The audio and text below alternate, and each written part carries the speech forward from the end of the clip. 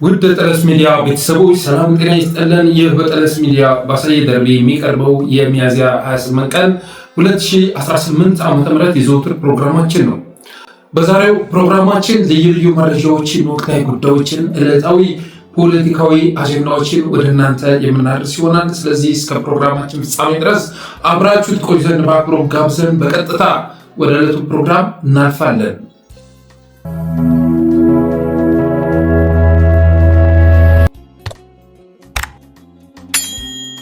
የመጀመሪያ ርዕሳችን ሰሞኑን በሀገረ አሜሪካ በተዘጋጀ መድረክ ላይ ታማኝ በየነ ተሸልሟል። በዛ የሽልማት ስርዓትም ላይ እንደወትሮ ሁሉ ስሜታዊ ሆኖ ኢትዮጵያን በመውደዱ ከፍተኛ የሆነ ጉዳት ስለማስተናገዱ ጭምር ሲናገር ሰምቼ በጣም ገርሞኛል። አንደኛ ከስሜታዊነት መላቀቅ ባለመቻሉ፣ ሁለተኛ ደግሞ እንደተጎጂ ሆኖ ራሱን ማቅረቡ አስገርሞኛል። የኢትዮጵያ ሕዝብ እንደ ታማኝ በየነ የሚያከብረው የሚያመልከው ነበር እንዴ?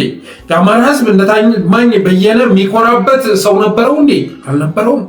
ገንዘብ ሲፈልግ የሆነ ድጋፍ ሲጠራ የፈለገውን አይነት ገንዘብ እያበረከተ፣ ስብሰባ ሲጠራ ስብሰባ ላይ እየተገኘ፣ እሱ የሚመራቸው መድረኮች ላይ እየታደመ፣ ሰላማዊ ሰልፍ ሲጠራ ታማኝ ከጠራ የሚቀር አልነበረም። ስለዚህ ሕዝቡ ግብረ መልሱን ሲሰጠው ነበር። ወደ አዲስ አበባ በመጣ ሰዓት የተደረገለት አቀባበል በጣም የሚገርም ነበረ አይደለም? ከዛ በኋላስ ምንድን ነው የተከሰተው? የኢትዮጵያ ሕዝብ ዞር በል ብሎ ክህደት ፈጸመበት ወይስ ታማኝ በየነ ዞር በል ብሎ ራሱ ፊቱን አዞረ? ከወያኔ ጋር ካልሆነ በስተቀር ከሸኔ ጋር የሚደረግ ግብግብ ውስጥ የለውበትም እና ኦህዴድ ጋር የምትጓጋ ከሆነ እኔን አይመለከተኝም ብሎ ፊቱን ያዞረው ማን ነው? ታማኝ በየነ አይደል እንዴ? የኢትዮጵያ ሕዝብ እንደውም ቢጨንቀው ቪዲዮ ተይዞበት ነው እያለ ሁሉ ጥርጣሬውን ሲገልጽ ነበር። ቪዲዮ ስለተያዘበት አይደለም፣ የፋኖን ትግል ስለማይደግፍ ነው አንደኛ። ሁለተኛ ደግሞ ኦህዴድ ለኢትዮጵያ የሚገባ የሚመጥን ስርዓት ነው ብሎ ስለሚያምን ነው። ትግረኛ ተናጋሪ ካልሆነ በስተቀር አፋን ኦሮሞ ተናጋሪው ስርዓት ለኢትዮጵያ ይመጥናል የሚል እምነት ስላለው ነው። በመሆኑም አማራው ከኦህዴድ ጋር ወደ ውጊያ ሲገባ ሳይወድ በግዱ ማለት ነው እስከ አካባቢው ድረስ እስከ ቀየው ድረስ መጥቶ ወረራ ፈጸመበት አገዛዝ ጋር ወደ ግብግብ ሲገባ እና ታማኝ በየነ ድምፃቸውን አጠፉ። እሱ ብቻ አይደለም አሊያንሶቹም ጭምር ማለት ነው። የታማኝ በየነ አሊያንስ ተብለው የሚገለጹት እነ ታዬ ቦጋለ፣ እነ ሙክታሮቪች ምናምን የመሳሰሉ ናቸው አይደል? ኢትዮጵያኒስት ተብለው የሚጠሩት። ዛሬ ታዬ ቦጋለ አማራውን ይሳደብ ይዟል፣ ያጥረገርግ ይዟል። በስነ ስርዓት ህዝብን እንደ ህዝብ እየጠራ ይሳደብ ይዟል። አስቀምጠነዋል ቪዲዮውን። የፍትህ ቀን ስለሚመጣ ታዬ ቦጋለ የሚጠየቅበት ቀን ስለሚመጣ ብለን አስቀምጠነዋል እና አብረውት ሲያጅቡ ከነበሩ ጋር ነው እርግፍ አድርጎ የተወው ትግሉ። ስለዚህ ራሱ ክህደት ፈጽሞ ሲያበቃ ራሱ እኔ ፋኖ ወደ ትግል እንዲመጣ አልፈልግም፣ ኦህዴድም እንዲወገድ አልፈልግም ብሎ በራሱ ውሳኔ ራሱን አጥፍቶ ሲያበቃ ልክ እንደተገፋ ልክ ዘመቻ እንደተከፈተበት አክት ማድረጉ በእጅጉ አስገርሞኛል። እንደውም ዘመቻ አልተከፈተበትም፣ ቪዲዮ ተይዞበታል ምናምን እየተባለ ነው ህዝቡ የራሱን ጥርጣሬ ሲናገር የነበረው። ምክንያቱም ታማኝ ቪዲዮ ካልተያዘበት በስተቀር በዚህ ደረጃ በኢትዮጵያ ሊጨክን አይችልም የሚል እምነት ስላለ ነው። ከዛ ውጭ ክህደት ከፈጸመ ደግሞ ክህደት የፈጸመበት ማነው ካላችሁ ኦህዴድ ነው። በዛ በጦርነት ሰዓት ላይ ከሀገር ጎን የሚሆን ከአገዛዙ ጎን ተሰልፈው የነበሩ በሙሉ እንዲያፍሩ ተደርገዋል አይደለም? አባስ ብትሉ በወቅቱ የሆነ ንግግር ያደረጉ ባለሀብቶች እነ ታማኝም ጭምር ጦርነቱን የቋጨበት መንገድ ኦህዴድ አሁን የሚደግፉት ማለት ነው ስኳድ የሚደግፈው ኦህዴድ ያኔ በትግራይ ጦርነት ሰዓት ላይ ከሀገር ጎን ከምናምን ጎን ተሰለፍኩ ያለው በሙሉ አንገቱን እንዲደፋ የሚያደርግ ኤንቫይሮንመንት ፈጥሯል። ያንን ክህደት የፈጸመው ማነው ከተባለ አገዛዙ ነው። በአሜሪካ ያሉ ዲፖርት እንዲደረጉ በተለያዩ ቦታዎች ላይ ያን እንዲሆን ያደረገው ማነው ከተባለ አገዛዙ ነው። ወልቃይት ላይ ያለው አካል ዛሬ በሁማን ራይትስ ዎች ሪፖርት ጨፍጫፊ ተብሎ እንዲገለጽ ያደረገው ማነው? አገዛዙ ነው። የነማይካድራን ኬስ ያልበሰበሰው ማነው? አገዛዙና የወልቃይት ኮሚቴ ምናምን ይሄ ስኳድ የሚባል ቅራቀቦ ስብስብ ነው አይደለም? በዛን ሰዓት እኮ የኢሰመኮና ዓለም አቀፍ ተቋም ሁሉ ሄደው ጥናት አድርገው ጭፍጨፋው በመፈጸሙን እኮ አረጋግጠው መጥተው ነበር። ስለዚህ ታማኝ በየነ እኔ ማንቋረሩ አልተመቸኝም። ራሱ ነው ክህደት የፈጸመው፣ ህዝብ ምንም አላደረገውም። እኔ ከወያኔ ጋር ካልሆነ በስተቀር ሸኔ ጋር የሚደረግ ግብግብ፣ ብልጽግና ሸኔ ጋር የሚደረግ ግብግብ አይመለከተኝም ብሎ ፊቱን ያዞረው ራሱ ነው። ደግሞ ከጀርባም ደግሞ አንዳንድ ነገሮች እየሰራ እንደሆነ ይታወቃል። ያ በግልጽ የወጣ ስላልሆነ በዛ ላይ አልሄድበትም። ዞሮ ግን የአማራን ትግል ስለማይደግፍ እና ኦህዴድ ለኢትዮጵያ የሚመጥን ስርዓት ነው ብሎ በማሰቡ የተነሳ ከትግል ራሱን አራቀ። ያንን ያላወቀው ህዝብ ግን በየቦታው ጭፍጨፋ ሲፋጸምበት ደግሞ ታማኝ በየነ የታለህ እያለ የድሮን አክቲቪዝም እንዲለኩስ ሲቀሰቅስ ነበረ። አልሰማህም ብሎ የተኛው ራሱ ነው። ዛሬ ወቃሹ ነው የተከሰተውም ራሱ ነው ማለት እወዳለሁ።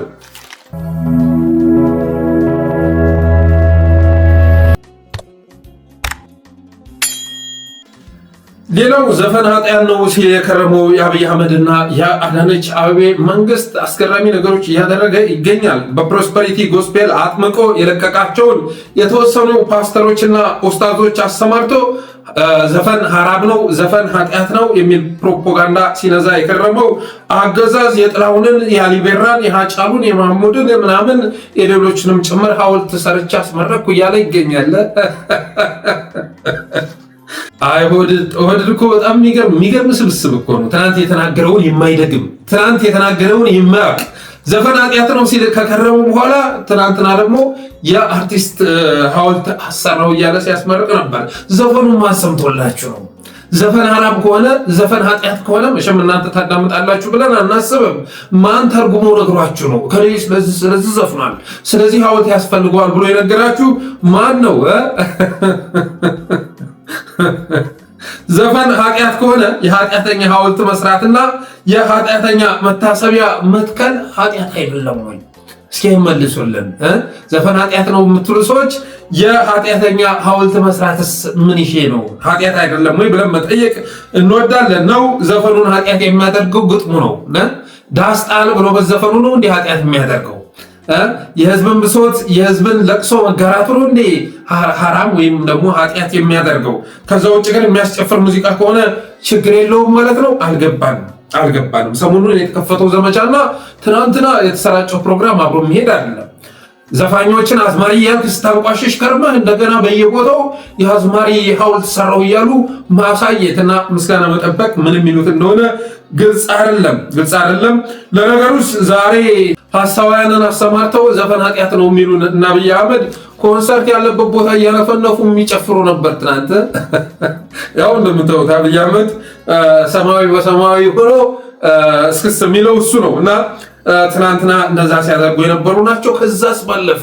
ከዛ ባለፈ የስብሐት ገብረ እግዚአብሔርንም ሐውልት ተከሉ እኮ። ሌቱም አይነጋልኝን አንብበው ማለት ነው። ትኩሳትን አንብባ ማለት ነው አዳነች አቤቤ። ስብሐት ገብረ እግዚአብሔር በጣም ሐውልት የሚያስፈልገው ደራሲ ነው ብላ በማመኗ የተነሳ ለስብሐትም ሐውልት ተከለች። እንግዲህ እኔ ስብሐትን ሞዶ ደራሲ ነው፣ በጣም ሞዶ ማለት ነው። ይሁንና ግን በእነሱ እይታ ካየ ነው ዘፈን ሐራም ነው ኃጢአት ነው በሚለው አይን ካየ ነው ደግሞ ስብሐት ገብረ እግዚአብሔር ሌቱም አይነጋልኝ አዳነች አቤቤ ያፈራረሰቻቸው ሰፈሮች ውስጥ የሚከናወኑ ነገሮችን የጻፈ ሰው ነው አይደለም። እነ ደጃች ውቤ አሰገደች ማነው ስሟ ፕሮፌሰር ተስፋዬ ገሰሰ ጋር አዳነች አቤቤ ያፈራረሰቻቸው ሰፈሮች ውስጥ ሲፈጸሙ የነበሩ በጣም መሳጭ የሆኑ ታሪኮችን የጻፈ ሰው ነው እና አዳነች ሌቱም አይነጋልኝም ትኩሳትንም አንብበናል ብለው ሐውልት መትከል ችለዋል። የሆነ ሆኖ ከሰሞኑ ዘመቻ እንዲጣጣም የተወሰኑ ዘማሪያን ሐውልት ብትቀላቀሉ ጥሩ ነበር።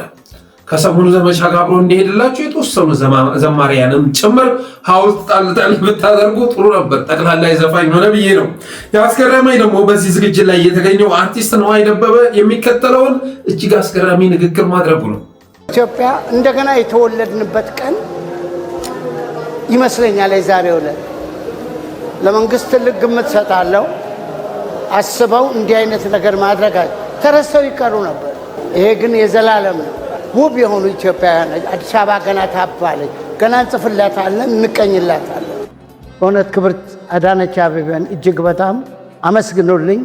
ኢትዮጵያውያን ከእንደገና የተወለድንበት ቀን ይመስለኛል የዛሬው ቀን። ለመንግስት ትልቅ ግምት እሰጣለሁ። ተረስተው ይቀሩ ነበር። ዛሬ ሐውልት ባይሰራላቸው ኑሮ እነ ሎሬት ጸጋዬ፣ ስብሐት ገብረ እግዚአብሔር፣ እነ ጥላሁን ገሰሰ፣ እነ ማህሙድ አሊቢራ፣ ሃጫሉ ተረስተው ይቀሩ ነበር ይላል። የሃጫሉ ሚስት ግን እንደምትዋት ነው። ማን እንደገደለው እናውቃለን አይነት ትርጉም ያለው ፎቶ አይቼ በጣም ገርሞኛል። ደስታዋን ገልጽ ይቅርና እናንተ እንደገደላችሁ አውቃለሁ። ያንን ለማድበስበስ ነው ዛሬ ሐውልት እያላችሁ በየቦታው የምትተበትቡት የሚል ትርጓሜ ያለው ፎቶ ለቃለች የሃጫሉ ሚስት። ከዛ ውጭ የጥላሁን ገሰሰ ሚስት በልኩ የተበጠነ ንግግር አድርጋለች። ብልጥ ናት ማለት ነው።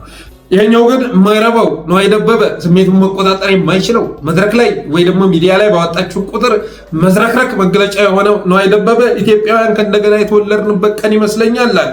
የዛሬው ቀን ለመንግስት ትልቅ ግምት እሰጣለሁ። ተረስተው ይቀሩ ነበረ። ክብርት አዳነች አቤቤን አመስግኑልኝ። አዲስ አበባ እንደ ስሟ ውብ ሆናለች፣ እንቀኝላታለን፣ እንጽፍላታለን በማለት ከቴዲ አፍሮ ሰሞኑን በግጥምና ዜማ ከለቀቀው ሐሳብ በተቃራኒ የሆነ ሐሳብ ሲያስተላልፍ ተሰምቷል። በነገራችን ላይ ነዋይ ደበበ አሪፍ ዘፋኝ መሆኑ የሚካድ አይደለም። የበላይ የልጅ ወይም ደግሞ ጎንደር ብሎ ሲዘፍን መሳይ ዘፈን መሆኑ የሚካድ አይደለም እና አሪፍ ዘፋኝ ቢሆንም ግን ነዋይ ደበበ ቀሽም፣ ተናጋሪ፣ ተለዋዋጭ፣ ተገለባባጭ ሰው ተብሎ ሊገለጽ የሚችል ነው። ስሜታዊ ተብሎ ሊገለጽ የሚችል ሰው ነው። አስተላለፉን ካገዛዙና ከካሙዙ ጋር ካደረገ ቆይቷል። በነገራችን ላይ አስተላለፉን ካገዛዙና ከካሙዙ ጋር ካደረገ ቆይቷል። በዚህ 30 ሰከንድ ቪዲዮ ውስጥ የተናገረውን ንግግር ፈልቀቅ ተደርጎ ቢታይ ሁሉም ኩሸት፣ ሁሉም ግነት እና ባዶ ቃላት የተሞላ መሆኑን እንረዳለን። በባዶ ቃላት የተሞላ በግነት የተሞላ ኢትዮጵያውያን ከእንደገና የተወለድንበት አስባችሁታል? የስብሐት ገብረ እግዚአብሔር ሐውልት ስለተሰራ፣ የሌሮስ ጸጋዬ ሐውልት ስለተሰራ፣ የሃጫሉ የአሊቢራ ሐውልት ስለተሰራ ኢትዮጵያውያን ከእንደገና የተፈጠሩበት ዕለት ይመስለኛል አለ። ይህን ሐረግ በመደጋገም ነው የሚታወቀው። ብዙ ጊዜ ሚዲያ ቀረብ ካረክለት እኔ ዛሬ እንደ አዲስ የተወለድኩበት ቀን ነው እያለ መናገር የነዋይ ደበበ መገለጫ ነው እና ለገደሉት አርቲስት ሐውልት ስለሰሩ የኢትዮጵያን ችግር የጥላሁንና የስብሐት ሐውልት ስለነበረ ከእንደገና የተወለድንበት ቀን ነው በማለት ሲናገር ተሰምቷል። ለመንግስት ትልቅ ግምት እሰጣለሁ ብሏል።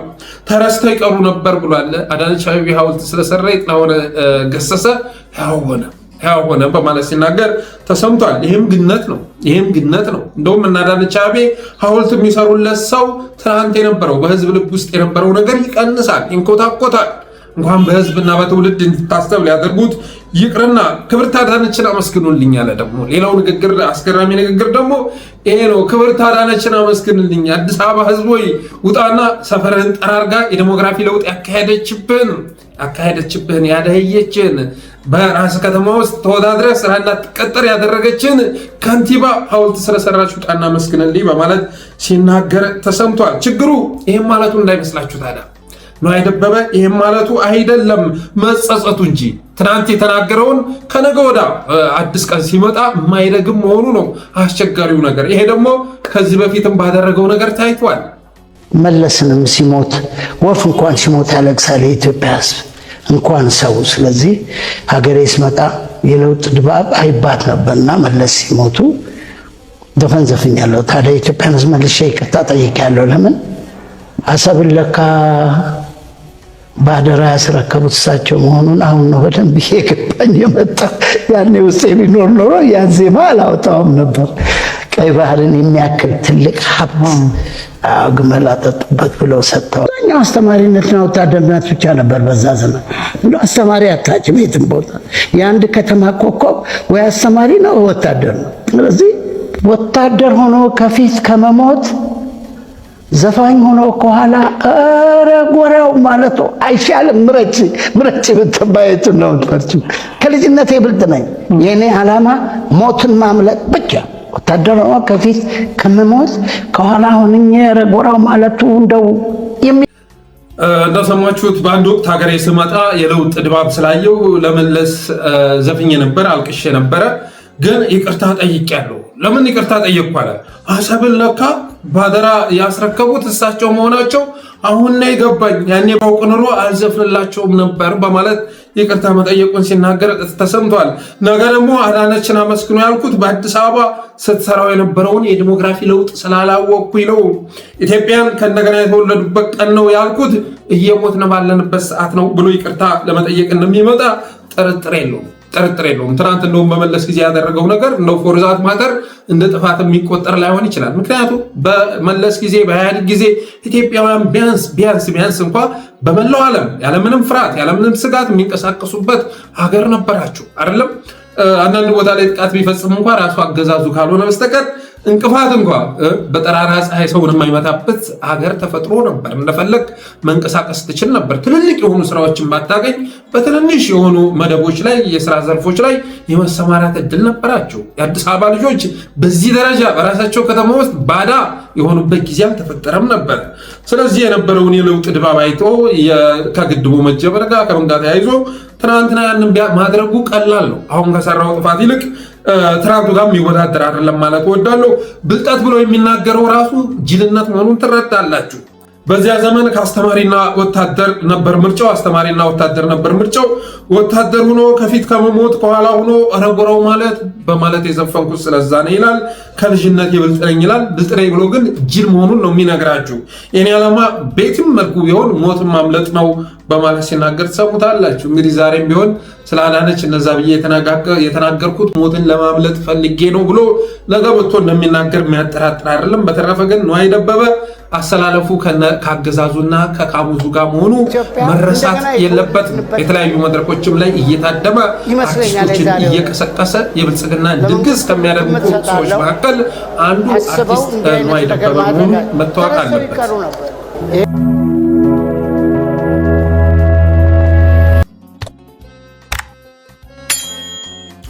ሌላው አርበኛ አስረስ ማረ ያወጣውን መረጃ ይመለከታል። የዩናይትድ አረብ ኤምሬትስ አየር ኃይል ማሟቲ የተባሉ በርካታ የድሮን ተተኳሾችን ባህር ዳር በላይ ዘለቀ ኤርፖርት ጥግ ከሚገኘው ምዕራብ ዕዝ አየር ኃይል ግቢ በብዛት አከማችቷል። አርበኛ አስረስ ምሽግ፣ መኪና፣ ታንክ፣ ህንፃ፣ ካምፕ፣ ፋብሪካና ድልድይ የማውደም አቅም ያላቸው እነኚህ ቦምቦች 1.4 ሜትር ርዝመት እና 260 ሚሊሜትር ዲያሜትር ወይም ቁመት አላቸው። በትልልቆቹ አካንች ድሮኖች የሚጫኑ ሲሆን 94 ወይም 95 ኪሎ ግራም ይመዝናሉ አለ። ከፋኖ በተጨማሪ ዋነኛ ኢላማቸው የሱዳን መከላከያ ሎጂስቲክ ማዕከል ነው። ከሰሞኑ አሶሳ አቅራቢያ የሚገኘውን አንድ ትንሽ ከተማ ውስጥ ያለ ጤና ጣቢያን ኤሚሬቶች የደበደቡት ጉዳዩን በሱዳን መንግስት ጦር በማሳበብ ካርቱምን ለመደብደብ ምክንያት ፍለጋ ነበር አለ። እኛም ይህንን ስንዘግብ አሶሳ አካባቢ የሱዳን ድሮኖች በማለት ነበር የዘገብነው። በአርበኛ አስረስ መረጃ መሰረት ግን አንድ ድብደባ የፈጸሙት ኤሚሬቶች ነበሩ ሰበብ እንዲሆናቸው የሚል ነው። በዚህ ስሌት መሰረትም ከባህር ዳር የተነሱት አካንች ድሮኖች ሱዳንም በተደጋጋሚ በመደብደብ ላይ ናቸው። በቅርቡ ደግሞ በትግራይ የሚገኙ ኤርፖርቶችና ወታደራዊ ቤዞች ላይ ጥቃት ለማድረስ ተዘጋጅተዋል። የኢትዮጵያን አየር ኃይል ሙሉ በሙሉ የተረከቡት ኤሚሬቶች ባህር ዳርና አሶሳ አዳዲስ የመኖሪያ ቤት እንዲገነባላቸው አገዛዙ የግንባታ ጨረታ አውጥቷል። አማጽያንን በመደገፍ የምትታወቀው ኤሚሬቶች በኢትዮጵያ ሕዝብ ላይ ያመፀው የአብይ አህመድ ቡድን ተሸክማ መቀጠል እንደማትችል የእስከዛሬው ጸረ ሕዝብ የአየር ኃይሏ ዘመቻ በቂ ማሳያ ነው በማለት አርበኛ አስረስ ማረ የሚገርም መረጃ አውጥቷል። በነገራችን ላይ በዚህ ጉዳይ ላይ በጠለስም መረጃ ስናደርስ ነበር። አብይ አህመድ ጠይም ካፒቴኖችን አብራሪዎችን አውርዷቸዋል፣ እረፍት እንዲወጡ አድርጓቸዋል። ለዚህ ምክንያቱ ደግሞ ሊያምናቸው ስላልቻለ ነው። አማራ ምድር ላይ ተኩሱ ብሎ አንድ ቀን ያስታቀፋቸውን ተተኳሽ ቤተመንግስቱ ላይ ቢጥሉት የሚል ስጋት ስላለው፣ እኔ ላይ አደጋ ቢያደርሱብኝ የሚል ስጋት ስላለው ከእናንተ ይልቅ ማምነው አረቦችን ነው ብሎ የኤሚሬት አብራሪዎችን ተክቷል። በትናንትናው ዕለት ሌላኛው መረጃ ማለት ነው ከሱዳን ኢንተርናሽናል አየር ማረፊያና ከበከና የኢታኖል ፋብሪካ ባለፈ በዋይት ናይል ግዛት ኮስቲ አካባቢ የሚገኝ ነዳጅ ማደያ ላይ በተፈጸመ ጥቃት 5 የሱዳን ንጹሃን ሲገደሉ 3 መቁሰላቸውን ሱዳን ትሪቢዩን ገልጿል። ባወጣው መረጃ አመላክቷል። ስለዚህ አብይ አህመድ በሱዳን የሚያካሄደውን ድብደባ የዩናይትድ አረብ ኤምሬትስ ቅጥረኛ ሆኖ የሚያካሄደውን ድብደባ አጠናክሮ ቀጥሏል። የግብፅ መንግስት፣ የኢትዮጵያ መንግስት የሲቪል መገልገያ መሰረተ ልማቶችን እያወደመ መሆኑን ገልጾ ከሱዳን ጎን እንደሚሰለፍ አሳውቋል። ስለዚህ በቀጣይ ግብፅም በተመሳሳይ መልኩ በሱዳን ጀርባ ተጠልላ ኢትዮጵያ ላይ ድብደባ የምትፈጸምበትን እድል አግኝታለች ማለት ይቻላል። አልጀዚራ ድብደባው የሚፈጸመው ከባህር ዳር በሚነሳ ድሮን መሆኑን ተመቶ የወደቀን የድሮን አቅጣጫ መሰረት በማድረግ አሳውቋል። ተመቶ የወደቀን የድሮን ቪዲዮ አባሪ በማድረግ ድብደባው የሚፈጸመው ከባህር ዳር በሚነሱ ድሮኖች መሆኑን አሳውቋል። እናም አብይ ባህር ዳርን የማስወደም እቅድ ሊኖረው ስለሚችል ነገሩን በትኩረት መመልከት ያስፈልጋል። ድሮኖቹ እየተነሱ ያሉት ከባህር ዳር እንደመሆኑ መጠን ነገ በከተማዋ ላይ ታርጌት የሚደረጉ ፋብሪካዎች፣ ትልልቅ መሰረተ ልማቶች ሊኖሩ ይችላሉ። ይህንን በትኩረት መመልከት ይበጃል። አብይ አህመድ አጋጣሚውን ተጠቅሞ ባህር ዳርን የማስወደም ስራ ሊሰራ ይችላል። ትናንትና አንድ ሪዞርት ሲመረቅ እኔ የጎጃም ምድር ማየት አልፈልግም፣ የጎጃም ምድር አያሳየኝ በማለት ተመስገን ጥሩነህን የላከው ጠቅላይ ሚኒስትር በጣም ያኮረፈበትን በጣም የበሸቀበትን ህዝብ ለማጥፋት የማያደርገው ነገር የለምና በትኩረት መመልከት ይበጃል። ሌላው ትናንት በአባይ ግድብ ዙሪያ የሱዳን የድሮን ቅኝት መደረጉን የደረሰ መረጃ ያመለክታል። የብልጽግና ሰዎች ብልጽግና በውጭ ጉዳይ ሚኒስትሩ በኩል ባወጣው መግለጫ በሱዳን በተፈጸመው ድብደባ ላይ እጃችን የለበትም የሚል መግለጫ ከወጣ በኋላ ደግሞ በአክቲቪስቶቹ በኩል በልሳኖቹ በኩል ሱዳን ላይ ባደረግነው ድብደባ ዘመነ ካሴን መተናል እያሉ የሐሰት ፕሮፓጋንዳ ሲያሰራጩ ነበር። ዘመነ ካሴ ሱዳን ላይ ምን ያደርጋል ጌታዬ? ሱዳን የሚቀመጥበት ምክንያት የለም። ዘመነ ካሴ ትግል ሜዳ ላይ ነው ያለው። ይሁንና የብልጽግና ሰዎች በውጭ ጉዳይ ሚኒስትር መግለጫ በኩል የለንበትም፣ ጥቃቱ ላይ እጃችን የለበትም ካሉ በኋላ በጥቃቱ ዘመነ ካሴን ጨምሮ ዋና ዋና የሚባሉ ኃይሎችን አስወግደናል የሚል ፕሮፓጋንዳ ሲነዙ ነበረ እና ነገ በግድቡ ላይ እናልኳችሁ ቅኝት ሲደረግ ነበር። አንድ አደጋ ቢከሰት ተጠያቂው ማን ነው? ኦህዴድ ነው። ተጠያቂው ማን ነው? አብይ አህመድ ነው። ምንም እንኳን ኢትዮጵያውያን ከዛ ግድብ ያገኙት ጥቅም የታሪፍ ጭማሪ ቢሆንም አብይ አህመድ ለክሪፕቶ ከረንሲ አከራይቶ ዶላር እየሰበሰበ በዛ ዶላር ኢትዮጵያውያንን የሚጨፈጨፍ ድሮን እየገዛ መሆኑ ቢታወቅም መቼም የሆነ ሰዓት ላይ ለህዝብ የሚያገለግል መሆኑ አይቀርምና የተገነባውም በህዝብ ደምና ገንዘብ ነውና በዛ ግድብ ላይ የሚደርስ ጥቃት ተጠያቂው ኦህዴድና ብልጽግና ይሆናሉ ማለት እወዳለሁ።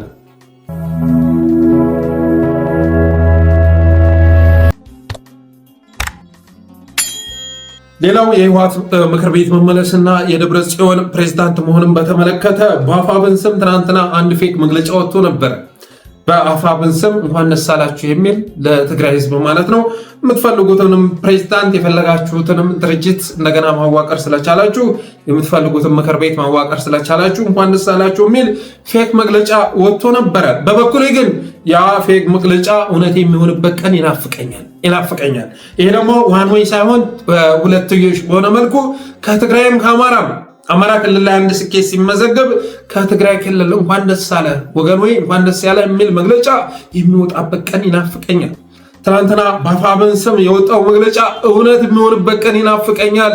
ለትግራይ ህዝብ እንደዛ በድፍረት ማለት ነው አቋም ይዘህ የሁለትዮሽ ጥቅምን ባስከበረ መልኩ የሀገር ጥቅምን ባስቀደመ መልኩ እንኳን ደስ አላችሁ የሚል መግለጫ የሚጻፍበት ቀን ይናፍቀኛል በግሌ። ሌላው ጽምዶ የሚባል በአማርኛ መዝገበ ቃላት ላይ የማይታወቅ ስያሜ ቀርቶ ኢትዮጵያውያንን ሊወክል የሚችል ስያሜና አደረጃጀት የሚመጣበት ቀን ይናፍቀኛል። ምናልባት ጽምዶ የሚለው ቃል ሊገልጽ የሚችለው በትግራይና በኤርትራ መካከል ያለውን ግንኙነት ነው። በእኔ እምነት በአማራና በትግራይ መካከል ግንኙነት ያን ያህል አለ ብዬ ባልልም የሚታሰብ ነገር ካለ ያንን ራሱ ይገልጻል ብዬ አላስብም። ራሱን የቻለ ሌላ ስያሜ ያስፈልጋል ብዬ አስባለሁ። ስለዚህ ጽምዶ የሚል በአማርኛ መዝገበ ቃላት የማይታወቅ ስያሜ ቀርቶ እውነተኛ መጠሪያና እውነተኛ ዓላማ አንግበው የሚመጡበት ጊዜ ይናፍቀኛል። የቅማንት ምንትስ ግንባሬ እንኳን ደስ አላችሁ መግለጫ አውጥቷል። ሌላው ደግሞ የሚያስገርመው ይሄ ነው። የቅማንት ምንትስ ግንባር ሙሉ ስሙን መጥራት ስለማልፈልግ ነው። ይህ እንኳን ደስ አላችሁ መግለጫ አውጥቷል። ይሄ ጨዋታ መቆም አለበት። ኦኬ መቆም አለበት።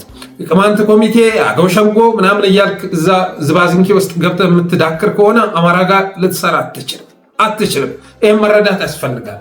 አማራው የኢሮብ ህዝብ ምናምን እያለም ይመጣል። የኩናማ ወይ የሆነ የአድግራት ሽሬ አክሱም የሚለውን ክፍፍል ይዞ ቢመጣ የአንደርታ ህዝብ ምናምን እያለ የተዋቀረ ድርጅት ጋር እሰራለሁ እያለ በጎን ደግሞ ለትግራይ ህዝብ እታገላለሁ የሚል ኃይል ጋር አብሮ ሊሰራ አይችልም። ስለዚህ አማራ ክልል መጥተህ ቅማንት አገው እያልክ እየከፋፈል ከአማራ ጋር መስራት የምትችልበት እድል የለም። መግለጫው ለምን ወጣ አልልም። ይህን ያወጣው ራሱ የቅማንት ምናምን የሚባሉት ሰዎች ስለሆኑ ከነዚህ ኃይሎች ጋር ግን አብረህ እየሰራ ከሆነ ከአማራ ጋር መስራት በፍጹም የሚቻል አይደለም። መስተካከልም መቆም ያለበት ጉዳይ ነው። ሌላው የአብይ ጀት ዛሬም በመቀሌ ቅኝት ሲያደርግ መዋሉ ተሰምቷል። በትናንትናው ዕለት ሁለት ሱ ጀቶች በመቀሌ ሰማይ ላይ የተከረባበቱ ህዝብ ለማስፈራራት ጥረት ሲያደርጉ ነበር። የአርበኞች ቀን በሚከበርበት ቀን የጣሊያን ቆርቆሮዎችን የቆርቆሮ አሟራዎችን የሚያስታውሱት የአብይ ጀቶች በሰሜን ሰማይ ላይ ሲያቅራሩ ነበር። ዛሬም በተመሳሳይ መልኩ የአብይ ጀት በመቀሌ ቅኝት ሲያደርግ እንደነበረ ተሰምቷል። አብራሪዎቹ የዩናይትድ አረብ ኤምሬትስ አብራሪዎች ናቸው። ስለዚህ ሱዳን ጋር ብትሰራ፣ ኤርትራ ጋር ብትሰራ፣ ማን ጋር ብትሰራ ዓላማው ኢትዮጵያን ከቅኝ ግዛት ማላቀቅ ነው። ጌታዬ ኢትዮጵያን አሁን እያስተዳደረች ያለችው በቅኝ ግዛት ይዛ እየመራች ያለችው ኤሚሬትስ ነች። ስለዚህ የኤሚሬትስ አብራሪዎች በአንተ ሰማይ ላይ እየፏለሉ ህዝብ የሚያስፈራሩ ከሆነ ከነተላላኪያቸው እኒህን ኃይሎች ለማስወገድ አንተ ከየትኛውም ኃይል ጋር ብትሰራ ሐራም የሚሆንበት ምክንያት የለም። ስለዚህ ከሱዳን ጋር ብትሰራ፣ ከኤርትራ ጋር ብትሰራ አሳማኝ ነው። ትናንት በጦርነቱ ሰዓት ላይ ታስታውሳላችሁ፣ ከትግራይ ጋር ጦርነት በተካሄደበት ሰዓት ላይ በእንትና ግንባር ፈረንጆችን አገኘን እያለ ሲበሸከት የነበረው ጠቅላይ ሚኒስተር አልነበረም። በነገራችን ላይ አልነበረም። ፈረንጆችን አገኘን እኮ በእንትና መስመር ስንዋጋ፣ በእንትና ግንባር ስንታኮስ ፈረንጆችን ማግኘት ቻልን እያለ ሲያወራ የነበረው ጠቅላይ ሚኒስተር፣ በተጨባጭ ግን እሱ የኤሚሬትስ አብራሪዎችን አሰማርቶ ትግራይን ለመደብደብ ወይም ለማስፈራራት ጥረት እያደረገ ይገኛል። የሆነ ሆኖ ግን የኦህዴድ መወገድ አይቀሬ ሆኗል። በየአቅጣጫው የሱዳን ነገ አጸፋ ይዞ ይመጣል። ሰፊ አጸፋ ይዞ ይመጣል። አብይ አህመድ ኤሚሬትን ከጀርባ አድርጎ እንደመጣ ሁሉ ሱዳን ግብፅን ይዛ ትመጣለች። ምን ማድረግ ይቻላል? የኢትዮጵያ ብሔራዊ ጥቅም ብሎ ሊጠራን አይችልም። ምክንያቱም የጠያይም አብራሪዎችን ካፒቴኖችን እረፍት ሰጥቶ አስወጥቶ አረቦችን አምጥቶ አየር ኃይሉን እንዲቆጣጠሩ ያደረገ አገዛዝ ስለ ብሔራዊ ጥቅም ስለ ባንዳነት ቢያወራ ማን ይሰማዋል?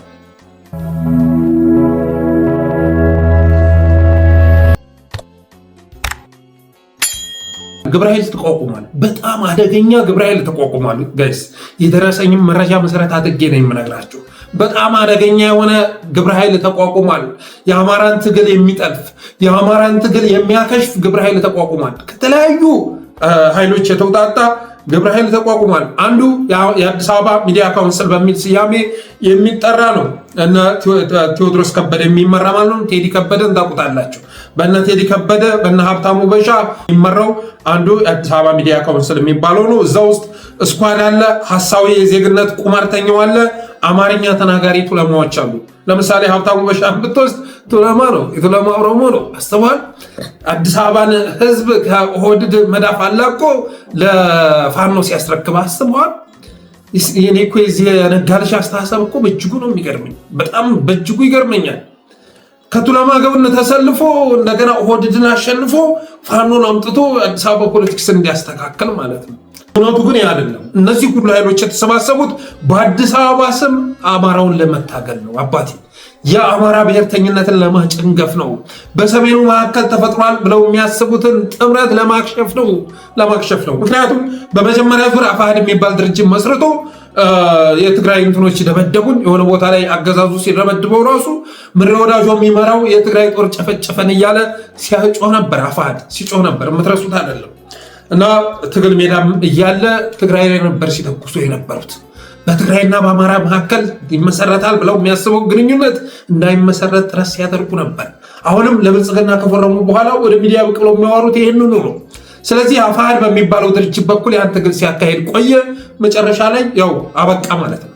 እንትኑን ጨረሰ፣ ሂደቱን ጨረሰ፣ ምዕራፉን ጨረሰ። ስለዚህ በሁለተኝነት ደግሞ የአዲስ አበባ ሚዲያ ካውንስል በሚል ስያሜ ይመጣል። የመጣበት ዓላማ ይሄ መሆኑ መታወቅ አለበት። ሌላው እነ ተመስገን ደሳለኝ የብርሃኑ ነጋ ወንድም የሚመራው እንደዚሁ ግብረ ኃይል መቋቋሙን ሰምተናል። ጋዜጠኛ ተመስገን ደሳለኝ፣ የብርሃኑ ነጋ ወንድም ምናምን የመሳሰሉ ሰዎች እነሱ የሚመሩት አደገኛ ኃይል እየመጣ መሆኑን ተሰምቷል።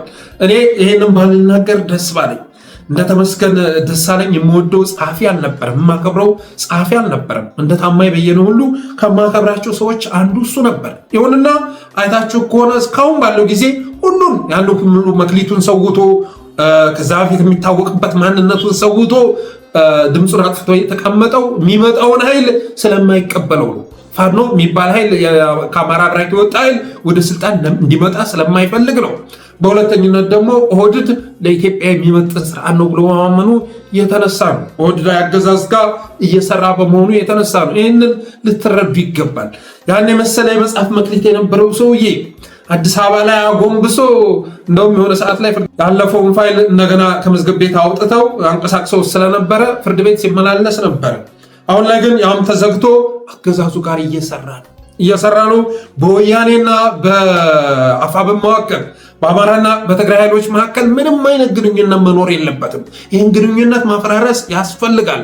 እንደገና ጸረ ትግራይ የሆነ ዘመቻ ማቀጣጠል ያስፈልጋል ተብሎ በመታመኑ የተነሳ እነ ተመስገን ደሳለኝ የሚመሩት ቲም እየመጣ መሆኑንም ሰምተናል። ዓላማው ፋኖን በቀጠናና እና በጎጥ መከፋፈል፣ ከትግራይና ከሌሎች ጋር የተፈጠሩ ግንኙነቶች ካሉ እነሱን ማሻከር፣ ዋና ዋና አመራሮችን በጥይትና በቃላት ማጥፋት ዓላማው ማለት ነው። ይህ አዲስ አበባ ሚዲያ ካውንስልም ይሄን ነው የሚሰራው። ከጀርባው ብዙ ኃይል አለ፣ በጣም ብዙ ኃይል ማለት ነው። ስለዚህ ዋና ዋና አመራሮችን ግማሹን በፕሮፓጋንዳ ግማሹን ደግሞ በጦር ሜዳ እንዲወድቁ ማድረግ ነው። በመጨረሻም አገዛዙን አሸናፊ ማድረግ ነው። የዚህ ሁሉ ዘመቻ አካል የዚህ ሁሉ ግብረ ኃይል ዓላማ ምንድነው ከተባለ አገዛዙን አሸናፊ ማድረግ ነው። ስለዚህ እነ ተመስገን ደሳለኝ የብርሃኑ ነጋ ወንድም ስሙን ሊነግሩኝ አልቻሉም፣ ግን የብርሃኑ ነጋ ወንድም ነው። ብርሃኑ ነጋ ካሉት ወንድሞች መካከል አንዱ፣ በእነሱ የሚመራ ኃይልም ወደ ተግባር መግባቱን ሰምተናል። ምንድነው የሚሰራው ካላችሁ ፋኖችን መከፋፈልና አፋብን ከትግራዮች ጋር እየሰራ ነው በሚል ፕሮፓጋንዳ እንዲሰነጣጠቅ የማድረግ ስራ እንደሚሰሩ የደረሰ መረጃ ያመለክታል።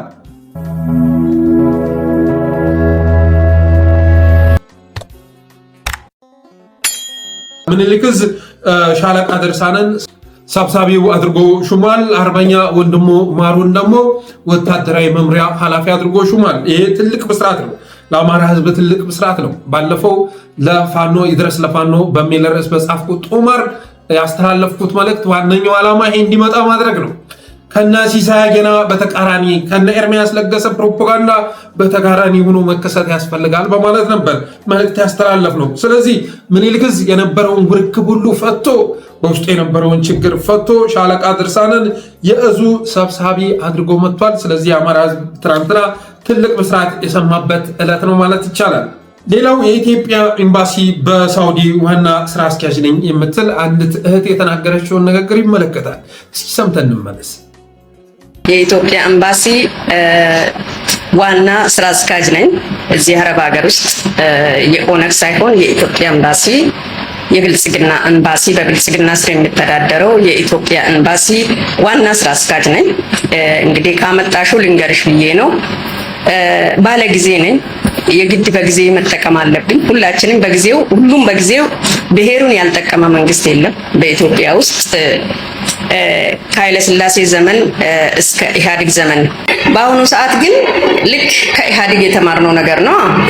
በኢህአዴግም ዘመን በብዛት የኢትዮጵያ ኤምባሲ እኔ አረብ ሀገር ውስጥ ነበርኩኝና በኢትዮጵያ ኤምባሲ ውስጥ ዋና ኃላፊ ሆኖ ቁልፍ ቦታ ያሉት ትግርኛ ተናጋሪ ናቸው። የሚካድ ነገር አይደለም።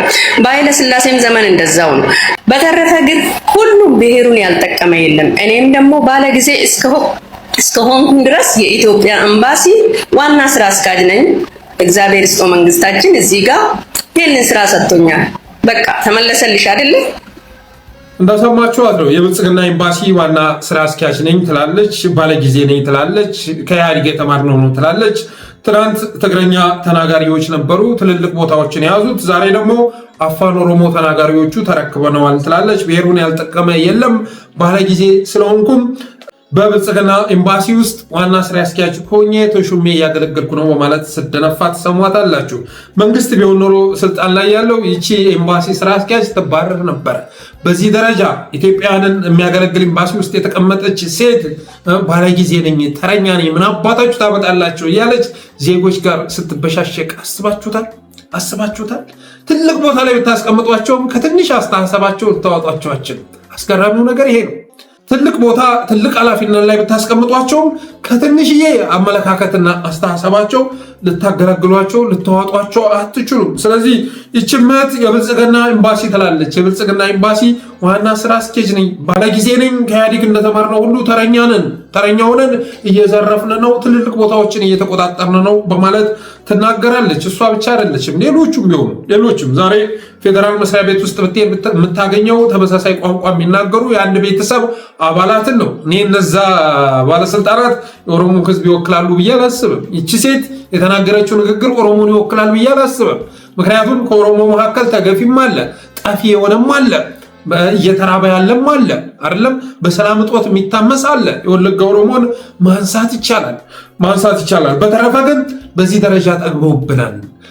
ኢትዮጵያውያንን የሚያገለግል ኤምባሲ ውስጥ የተቀመጠች ኢትዮጵያን የሚወክል ኤምባሲ ውስጥ የተቀመጠች ሴት የብልጽግና ኤምባሲ ነው። መንግስት ሆነናል፣ ተረኛ ሆነናል። ስለዚህ ትናንት ተረኛ ተናጋሪዎች የያዙትን ቦታ እየገፈተር ኦሮምኛ ተናጋሪዎች ተቆጣጥረነዋል በማለት ትናገራለች። ግን ይህን ጥጋባቸውን የሚያስተነፍስ ዘመን እየመጣ ነው፣ ጊዜ እየመጣ ነው። 4 ኪሎ ላይ ሽብር ነግሷል፣ ጭንቀቱ በርትቷል። ለዛም ነው የተለያዩ ግብረ ኃይሎች አሁን ላይ እየተዋቀሩ ወደ ስራ እየገቡ የሚገኙት። አሁን ላይ አገዛዙ ጭንቀት ውስጥ በመግባቱ የተነሳ በየቦታው አድፍጦ የተቀመጠውን ሁሉ አኩርፎ የተቀመጠውን ሁሉ አሰባስቦ በሰሜኖች መካከል ይፈጠራል ብሎ የሚያስበውን ጥምረት ለማክሸፍና የፋኖን ትግል ተራራ ላይ ለማስቀረት ለመከፋፈል ሰፊ ስራ እየተሰራ ነው። ወንድሞቻችን ግን ይህም ምዕራፍ ተሻግረውታል ብለን እናስባለን። ይህም ምዕራፍ ተሻግረውታል እንጂ ምኒልክ እዝ እንዳይመጣ ብዙ ስራ ተሰርቶ ነበር። አልፈውት ግን በትናንትናው ዕለት አደረጃጀታቸውን ይዘው መጥተዋል። ሻለቃ ድርሳን መሾሙን ሲሰማ ብልጽግና እንደሚበረግግ ጥርጥር የለውም። ምክንያቱም ሻለቃ ድርሳን እሱ ያዋጋበት አውደ ውጊያ ላይ የሚመዘግበው ድል ምን አይነት እንደሆነ ይረዳል። እነ ኮሎኔል ሞገስ የሚፈጽሙትን ጀብዱ ይገነዘባል። እነ ወንድሙ ማሩ በደቡብ ጎንደሩ ዘመቻ ያስመዘገቡትን ድል ይረዳል። በዛ ላይ ደግሞ ሌሎች ኃይሎችም እየመጡ በመሆናቸው የተነሳ የአገዛዙ እድሜ አጭር መሆኑ የሚያጠራጥር አይደለም።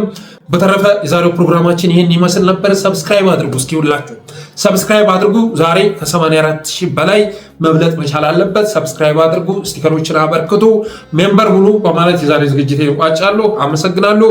ክበሩልኝ።